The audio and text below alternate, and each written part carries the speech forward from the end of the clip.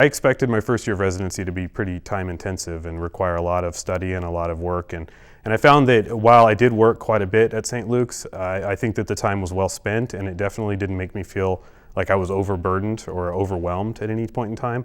I think the time I spent on the clinics and seeing patients was sufficient for my education and was able to get me to the point where I feel confident going on to my next residency.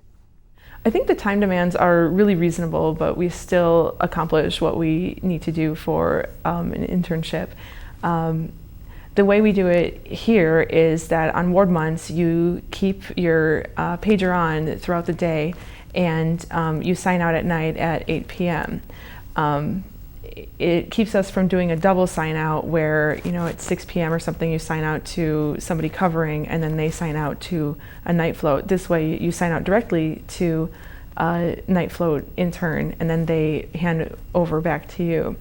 The other positive about that is that when your work is done, you can go home. And I think that really helps you get used to the feeling of being on home call and responsible for your patients for most of the day. I think it's difficult because the way that you learn in medicine is through your patient interactions and experience. And the best thing you can have in a residency program is have a ton of exposure, because that's what's necessary for your training, and a minimal amount of what we call scut work, which is kind of just takes time but is of no clinical benefit to you, but is still part of the system of medicine.